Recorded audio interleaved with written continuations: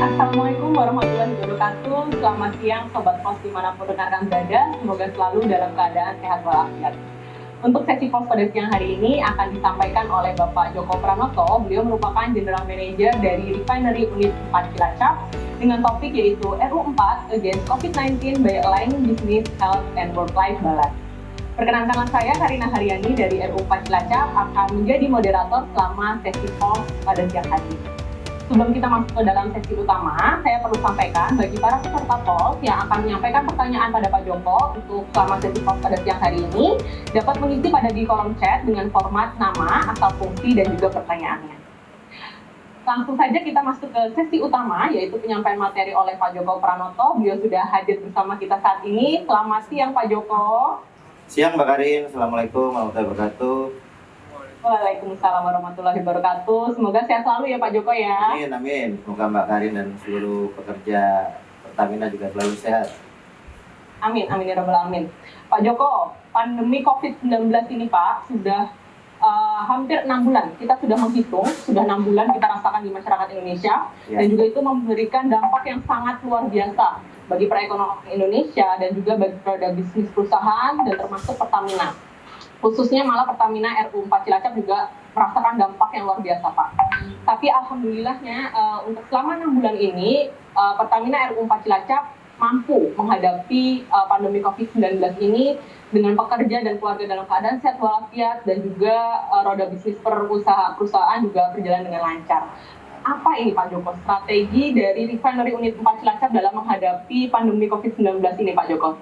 Dipersilakan Pak. Oke, makasih Mbak Karin. Kalau di kami nyebutnya mata Karin acaranya. Oke teman-teman semua, seluruh peserta Puls siang hari ini, Assalamualaikum warahmatullahi wabarakatuh. Kita perlu bersyukur, kita semua diberikan nikmat sehat di tengah pandemi COVID-19. Alhamdulillah juga bisnis Pertamina tetap berjalan di tengah pandemi COVID-19 yang cukup lama ini. Teman-teman semua, saya akan menyampaikan apa yang telah dilakukan oleh RU4 Cilacap sejak awal pandemi, kurang lebih di Maret 2020 sampai dengan sekarang, dan kira-kira ke depan akan seperti apa. Seperti yang disampaikan Mbak Karin tadi, bahwa ya bisnis tetap harus berjalan. RU4 Cilacap adalah RU yang terbesar yang dimiliki oleh Pertamina. Kapasitasnya kurang lebih 33% dari seluruh kapasitas kilang Pertamina, pekerjanya paling banyak.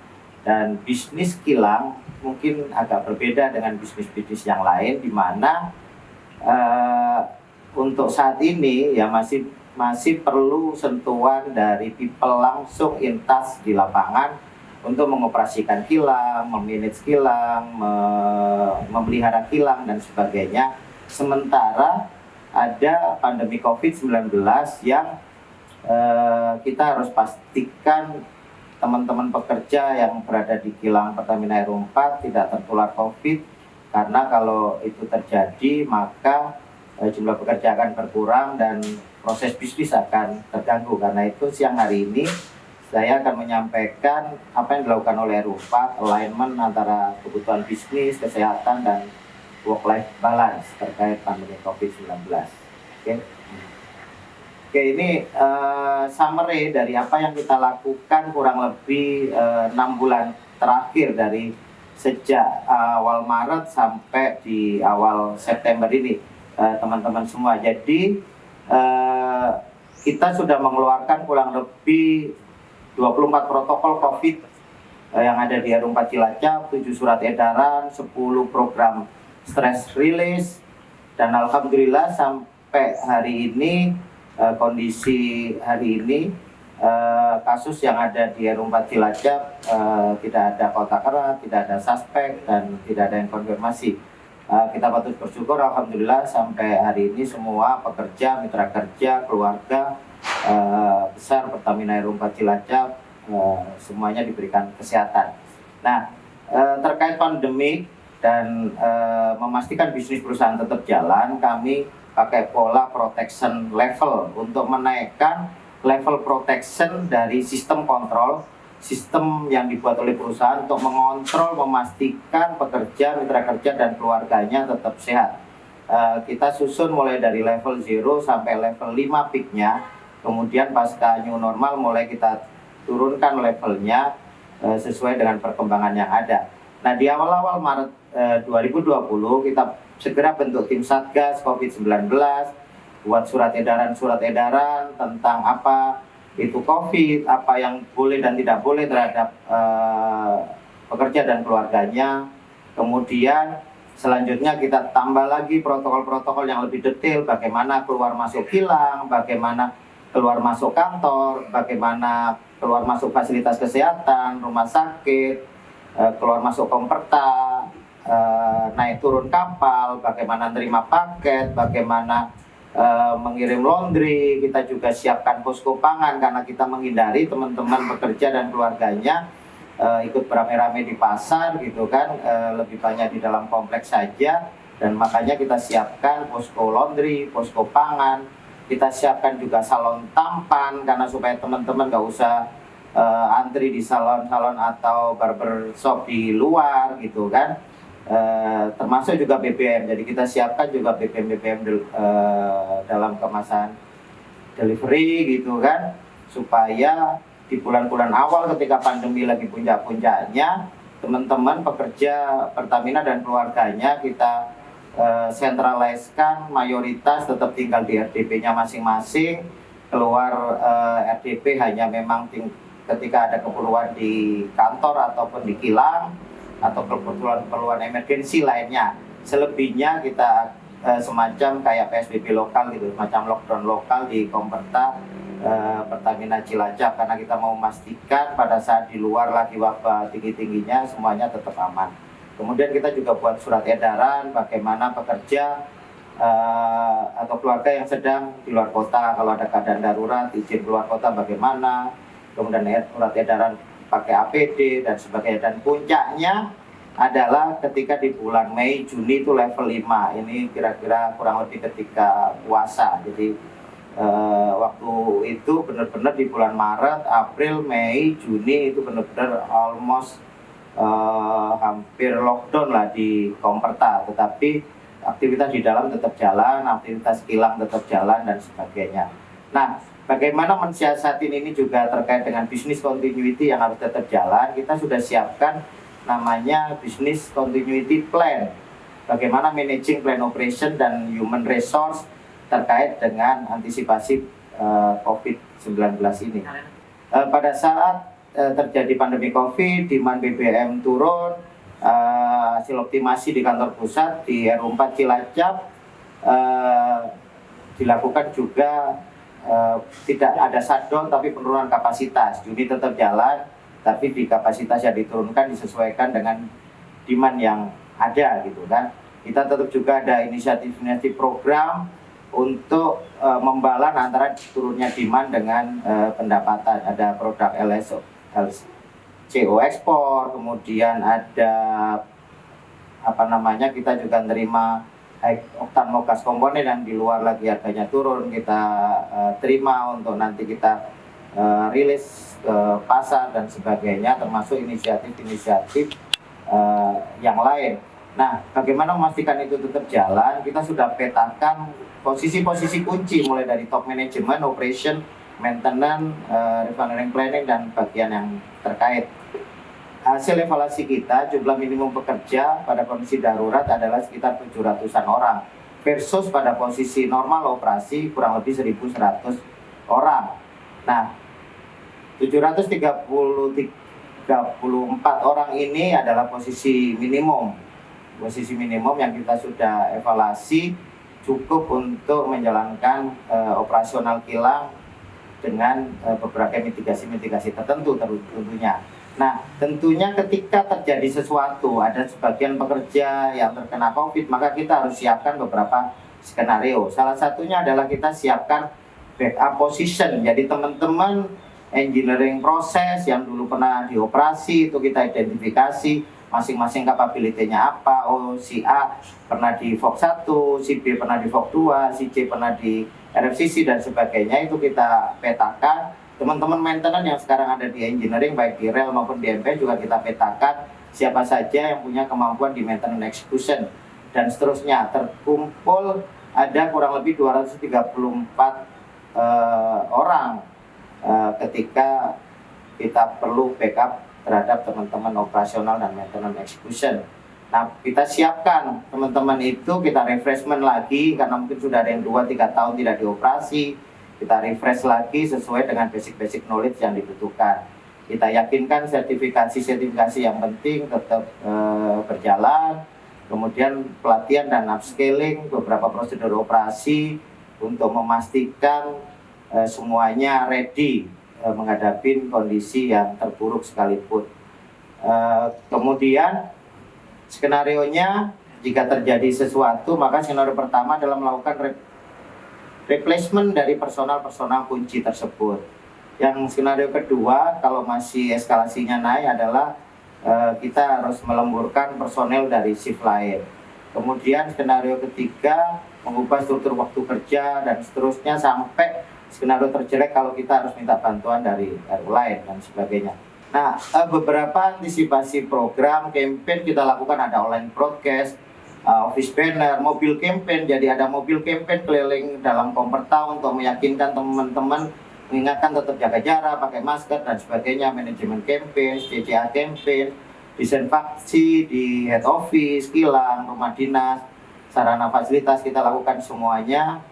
Kemudian social distance, baik di lift, di control room, di project, di meeting, di bis dan sebagainya, kita pastikan itu sesuai protokol.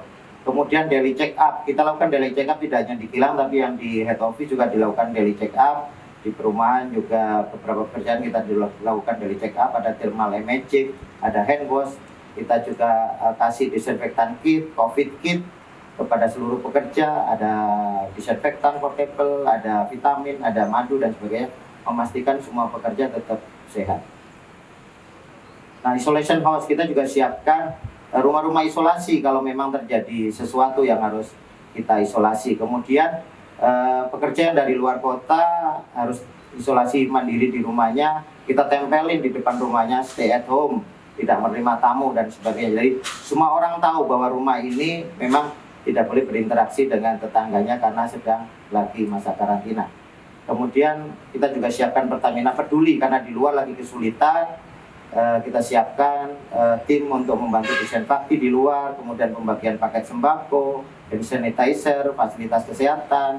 Pada saat bulan puasa juga kita siapkan berbagi takjil pada masyarakat sekitar karena di luar juga lagi kesulitan. Pertamina Peduli juga kita lakukan bantuan ke masyarakat nelayan, ada sembako, ada bantuan beras. Kemudian ada pelatihan juga ini, pelatihan pembuatan hand sanitizer di kampung laut, jadi desa binaan kita. Ada pelatihan pembuatan hazmat juga di kampung Kemiren, di kampung binaan kita juga. Jadi masyarakat di situ diajari bagaimana membuat alkohol sendiri dari pohon-pohon nira di sekitar perumahannya. Kemudian dari alkohol tersebut dijadikan untuk bahan hand sanitizer. Nah, jangan lupa tentunya segala upaya yang kita lakukan itu harus kita sempurnakan dengan doa.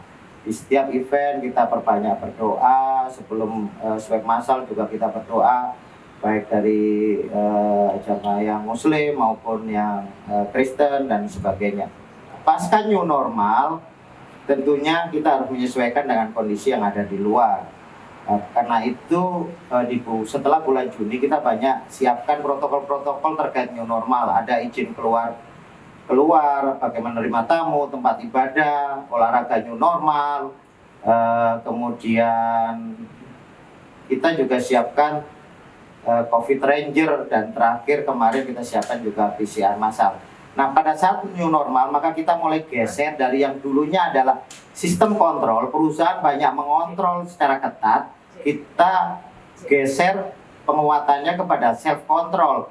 Karena di luar sudah sebegitu bebasnya, maka yang paling penting adalah pekerja-pekerja keluarga besar Pertamina paham terhadap protokol-protokol COVID dan bagaimana melaksanakan dan mencegah COVID-19 supaya self controlnya yang diperkuat gitu. Mungkin yang lanjut ke olahraga. Jadi kita juga siapkan supaya juga life balance kita tetap ada stress release. Jadi kalau di rumah terus kan juga pasti pusing kan, ibu-ibu stres, anak-anak juga pusing dan sebagainya. kita buatkan aktivitas-aktivitas stress release yang memang kita bisa kendalikan. Misalnya kita buat waktu awal-awal dulu tur di Cilacap, jadi masuk di dalam bis, kita jaga social distance-nya, keliling kota Cilacap saja, balik lagi ke Komperta. Kemudian ada lomba-lomba dan sebagainya dan seterusnya, supaya harapannya tetap imun terjaga, tetap happy. Kita juga lakukan sosialisasi apa itu tentang COVID-19. Kita undang dari ID pusat, kemudian kita undang psikolog untuk memastikan walaupun protokolnya ketat, orang tetap bisa nyaman hidupnya. Olahraga juga kita siapkan, ada sepak bola new normal, lapangan sepak bola dibagi kotak-kotak sehingga social distance terjaga, ada basket new normal, ada volley new normal, futsal new normal, dan seterusnya. Jadi kita tetap bisa berolahraga dengan nyaman. Mungkin beda dengan olahraga yang dulu, tetapi kita bisa lakukan tetap olahraga, badan sehat dengan pola-pola new normal. Lanjut Mas Bobi. Nah, bagaimana memastikan self control tetap bagus? Kita ada program namanya COVID Passport. COVID Passport. Jadi seluruh pekerja, keluarga, mitra kerja kita laksanakan program COVID Passport. Jadi di situ seluruh pekerja dan keluarganya, termasuk mitra kerja, kita lakukan sosialisasi tentang apa itu protokol-protokol COVID, kemudian kita lakukan asesmen di tes untuk memastikan pemahamannya cukup. Nah, yang memenuhi minimum requirement nilai itu kemudian kita kasih COVID Passport. Yang sudah memegang COVID Passport bisa kita pastikan yang bersangkutan telah memahami protokol-protokol COVID. Supaya apa? Supaya ketika kemudian mereka ada keluar kota dan sebagainya, mereka paham apa yang harus dilakukan. Nah, ini sedang berjalan untuk pekerja, mudah-mudahan dalam 1 minggu ini selesai. 1.400 pekerja, keluarganya juga sudah berjalan. Sekarang sudah mungkin kurang lebih antara 400 keluarga pekerja sudah dilakukan sosialisasi dan uji terkait COVID Passport. Dan mudah-mudahan tidak berapa lama lagi semua yang ada di R4 Cilacap sudah kita laksanakan COVID Passport. Kemudian kita juga ada COVID Ranger. COVID Ranger sebagai kelanjutan dari program COVID Ranger-nya pusat. Jadi di kita ada 253 anggota COVID Ranger. Tiap shift ada 2 COVID Ranger. Tiap pekerja harian di fungsi produksi ada 2 per bagian. Kemudian tiap bagian di luar fungsi produksi ada 1. Jadi total ada 253 COVID Ranger kita. Syaratnya harus lulus COVID Passport karena supaya paham. Jadi tugasnya lakukan sosialisasi di bagian masing-masing, melakukan pemantauan bagaimana pelaksanaan protokol, memastikan pelaksanaannya secara baik, melakukan intervensi kalau ada yang tidak patuh, memastikan ruangan yang ada di bagian masing-masing itu sudah komplit dan lulus asesmen COVID shift building, memastikan kegiatan-kegiatan di fungsi masing-masing telah mendapatkan persetujuan dari tim Satgas R4. Yang terakhir mungkin saya akan share terkait PCR massal. Di 2 minggu yang lalu di R4 juga sudah dilaksanakan PCR full massal.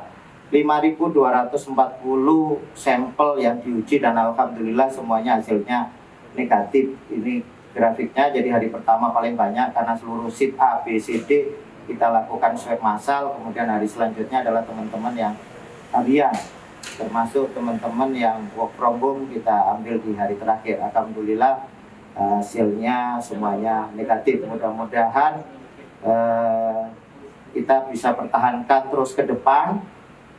Ini pasti belum yang terbaik karena tiap hari tim Satgas juga mereview potensi-potensi celah-celah apa yang bisa menjadi penularan COVID di area R4, dan kita akan improve semuanya protokol-protokol yang ada terus menerus. Mungkin itu Mbak Karin yang bisa saya sampaikan. Mudah-mudahan sharing ini bisa berguna buat semuanya. Kami juga mohon masukan dari seluruh peserta PULS karena kami juga paham yang kita lakukan tidak sempurna dan kita juga perlu improve terus ke depan. Yang masih kita khawatirkan adalah karena di luar sana masih banyak yang terkena COVID, maka bagaimana ketika teman-teman berinteraksi dengan masyarakat yang ada di luar sana tetap terjaga kesehatannya. Dan ketika yang berada dari luar kota datang, memang protokol di kami menyesuaikan dengan protokol yang di kantor pusat, ya harus swab untuk memastikan yang bersangkutan sehat sebelum berinteraksi dengan pekerja lainnya. Ini itu Mbak Karin, terima kasih. Terima kasih Pak Joko untuk penyampaian materi yang sangat luar biasa, sangat antusiasme bagi para peserta POS pada siang hari ini, dan semoga bermanfaat bagi seluruh peserta POS dan juga untuk seluruh pekerja Pertamina. Sebelum saya akhiri, izinkanlah saya untuk menyampaikan satu pantun terlebih dahulu. Dalan-dalan ning Cilacap, aja lali jajan mendoan. Maafkan Karina jika ada salah ucap. Sampai jumpa di lain kesempatan. Terima kasih. Wassalamualaikum warahmatullahi wabarakatuh. Jangan lupa untuk para peserta POS untuk dapat mengisi absen pada kolom chat. Terima kasih. Terima kasih Mbak Karin. Assalamualaikum. Sama-sama Pak Joko. Waalaikumsalam.